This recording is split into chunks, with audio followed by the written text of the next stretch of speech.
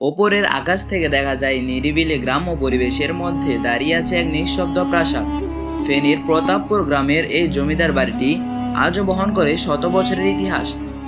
ইট আর মাটির ভেতর লুকিয়ে আছে অতীতের গল্প আর রাজকীয় জীবনের স্মৃতি। আজকে এসেছি ফেনীর প্রতাপপুরে দেখতে জমিদার বাড়ি, যেটা কিনা 175 বছরেরও বেশি পুরনো। তো চলো দেখা যাক এই ইতিহাসের সাক্ষীকে।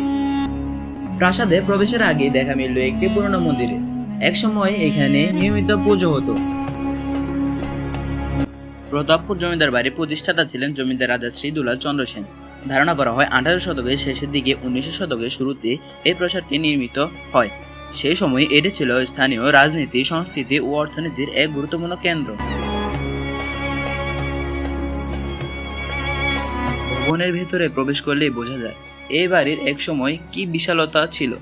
প্রতিটি ঘরে এক সময়ে রাজকীয়তা, দেয়ালে কারুকাজ, বড় বড় জানালা দিয়ে ঢুকে পড়া আলো, সবই যেন এক হারানো সময়কে মনে করিয়ে দেয়।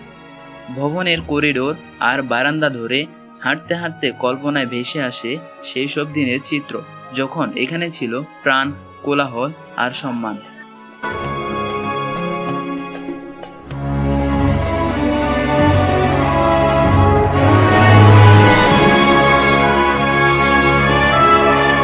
প্রতাপপুর জমিদার পরিবার ছিল এই অঞ্চলের এক সময়ের শাসক, শিক্ষিত ও দয়ালু।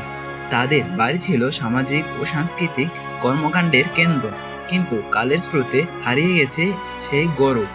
এখন শুধু স্মৃতি আর কিছু ভাঙা দরজা, জানালার শব্দ ইতিহাসকে স্মরণ করিয়ে দেয়।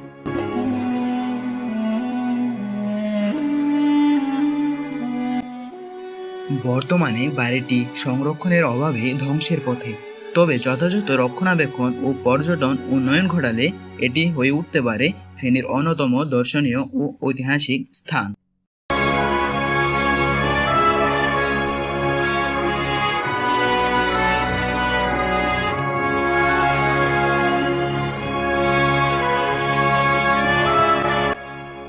এমন ঐতিহাসিক স্থাপনাগুলো সংরক্ষণের দাবি রাখে। প্রতাপপুর জমিদার বাড়ি শুধু ইট কাঠের কাঠামো নয়, এটি আমাদের ঐতিহ্য, আমাদের শিকড়। আশা করি এই ভিডিও দেখে আপনি অনুভব করতে পেরেছেন সেই হারিয়ে যাওয়া সময়ের গন্ধ। ভিডিও ভালো লাগলে লাইক, কমেন্ট ও শেয়ার করুন। আর এমন আরও ঐতিহাসিক স্থানের ভিডিও পেতে সাবস্ক্রাইব করুন আমার চ্যানেল। ধন্যবাদ সঙ্গে থাকার জন্য।